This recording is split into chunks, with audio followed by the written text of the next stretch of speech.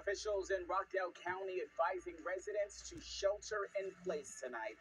This after a massive fire at a chemical plant. We have live team coverage in Rockdale, and we'll bring you the very latest coming up. Jonathan. And temperatures are going back to the 80s. We got a sample today, but it looks like mid-80s in the forecast by the middle of the week. But the numbers will come down. I'm tracking them all next to my Fox 5 Swim Team forecast.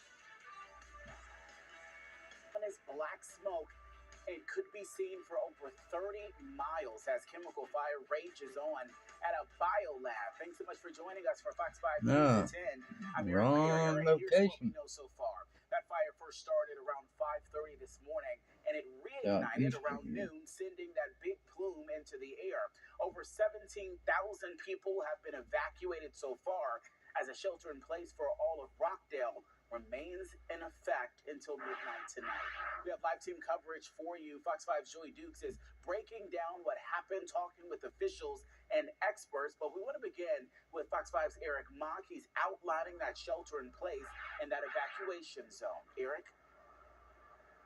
That's right, Eric. At around 8 p.m., we all got our alerts on our phones. They all started ringing, saying that there was a shelter-in-place alert for all of Rockdale County. Before, it was just a portion of Rockdale County. Now, it's for the entire county. That means all 93,000 people who live here are being asked to stay inside and even turn off their air conditioners. The multicolored plume of smoke from the biolab fire created an ominous cloud over Conyers Sunday, prompting law enforcement to go door-to-door evacuating residents in its path, like Karina Lura, who was woken up at 7 a.m. Sunday morning. I heard loud banging on the door, and then I see blue lights outside, and so I come rushing outside, and then all of a sudden, the cop comes around and says, hey, we need you to evacuate immediately. She was one of 17,000 people in this evacuation zone, covering a large part of Conyers north of I-20. It's my life. I mean, I'm not going to risk my life, even if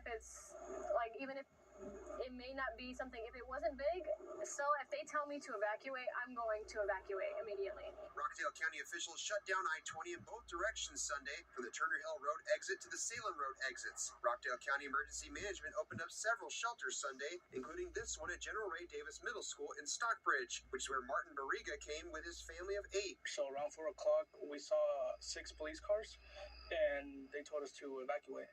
So they told us to come to Davis Middle School. But at around 8 p.m. Sunday, officials here said everyone had to move to a different shelter because the smoke plume has shifted south towards the middle school. Now we have to evacuate again, so we're trying to look for a place to stay right now. And so we're trying to come up with a game plan. The shifting of the wind southward then prompted county officials to issue a shelter-in-place alert for all 93,000 Rockdale County residents. The order lasts till midnight, and they're asking people to remain indoors, close and lock windows and doors, and to turn off air conditioners. This is not the first time Biolab has had fires. Residents here say there was a similar fire here in 2004 and another one in 2020. Newton County schools have now been shut down. Rockdale County schools were already out on fall break. And with that shelter-in-place alert, that's now in place till midnight. Officials said they would then review that. But a lot of people I saw online are expressing confusion and frustration, wondering if it's safe to do normal routine activities, and wondering how long this is going to last. Those are the same questions we've been posing to officials. We are waiting to get those answers about how long this could potentially last. You know, the one that happened in 2004, people said the smoke plume was up for 4 or 5 days at that time, and they're worried that could happen again here. We're now reporting live in Rockdale County. Fox 5 News. All right, Eric, thanks so much. New at 10, we've learned that Newton County schools will be closed tomorrow out of an abundance of caution. Rockdale County schools are on fall break this week, but they say any reporting staff will do their work from home as those buildings will remain shut as well. We want to continue our team coverage tonight. Fox 5's Joy Dukes has the latest from officials on the incident. Joy, that chemical fire sent that toxic smoke or that smoke into the air. And we can see that plume that's really slowly building behind you there. Walk us through what you're seeing.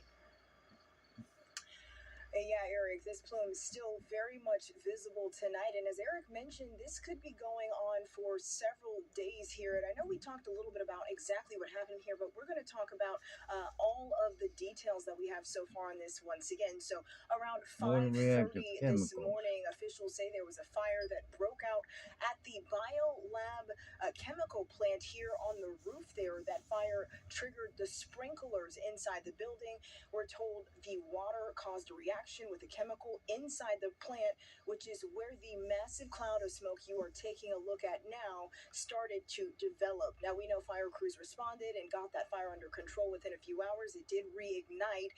It has since been put out, but once again, as I said, the smoke is still very much visible here tonight, and we are told that it could be some days before this goes away.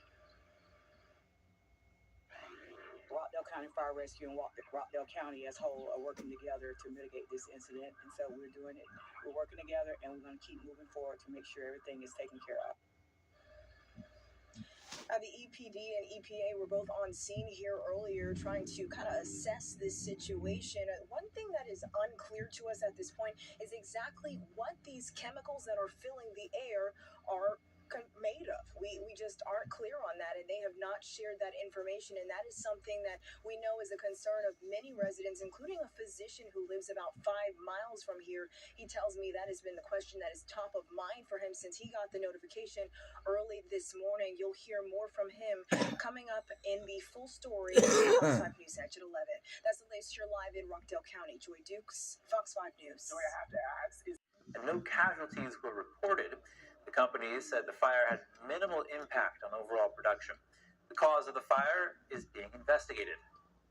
Coming up, there's a new #1 in college football after Alabama's thrilling win over Georgia. NTD's Dave Martin joins us to discuss. And an annual event in London honors a medieval rite dating back to the 12th century. A renowned British actor herds sheep as part of the tradition. More in just a moment here on NTD News. Split between these two voting methods is nearly equal. Yes, this data comes from the University of Florida's Election Lab tracking website. Now moving on, over 110 people are dead after Hurricane Helene swept through multiple states. That's right. The number might keep rising and some are still unaccounted for. Here's the latest on the situation. Hurricane Helene has already claimed the lives of over 90 people. Search and rescue missions are underway. North and South Carolina, Georgia, Florida, Tennessee, and Virginia are affected. Financial damages could go up to $100 billion, according to estimates. Georgia Governor Brian Kemp spoke on the situation, despite many cell phone towers being down, affecting the quality of the signal.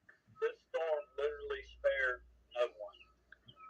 It took one of our finest and the firefighter, Leon Davis, who was with the Blackshear Fire Department Assistant Chief while responding to a call.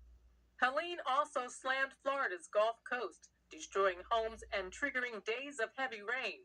It washed out roads, decimated neighborhoods, and left many communities without water and basic necessities. We worked really hard with the Department of Transportation to clear the roads. And so as of now, we've done, tens of thousands of miles have been cleared.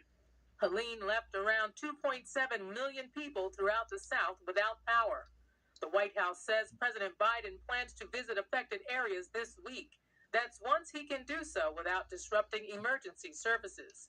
On Monday afternoon, former President Trump tweeted, "We are now heading to Georgia in order to pay my respects and bring lots of relief material." President Biden said today that the federal government will help remind us of similar challenges during the pandemic. Everything from bananas to car parts could be delayed as a result of this strike. And so people are going to find themselves in a situation where they're going to be ordering parts or they're going to be looking for some kind of component, and it's just not going to arrive in the time frame that you're used to. So people are going to have to be patient. The ILA issued a statement saying that while ocean carriers enjoyed billion-dollar profits in 2024, they've offered workers an unacceptable wage package. Coming up on News Edge, many questions still remain after the murder of a 14-year-old boy. What police are sharing as they search for the killer. All right, we are looking. Newshead reporter Joy Dukes has the story.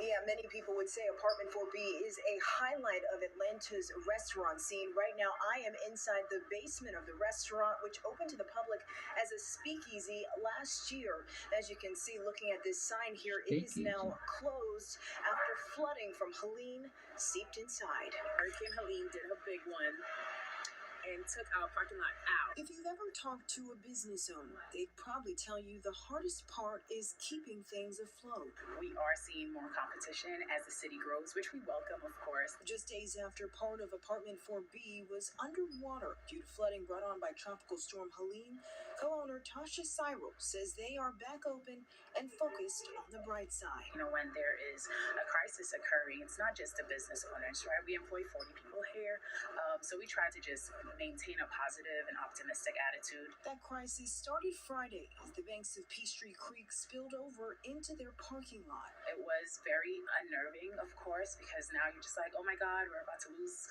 some stuff. We don't know how much. Cyril posted this video to social media letting people know that reservations for that day were canceled. If you take a look behind me, our creek got crazy. By Monday, the parking lot was clear, but there was some damage to the R&B inspired Caribbean restaurant's newest addition, a speakeasy on its lower level. Lucky for us, we're about 2 stories up, so the actual dining room space did not get affected. Though they reopened Sunday, Cyril says business was a little slow, especially during the brunch hours. A contractor started repairs Monday afternoon. We want to make sure that our guests are safe.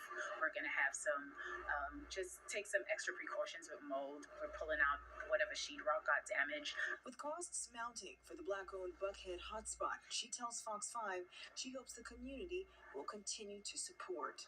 Now, right now, it is unclear when the basement will reopen, but we are told that the main restaurant is still operating during its normal business hours. In Buckhead, Joy Dukes, Fox 5 News. Time now for another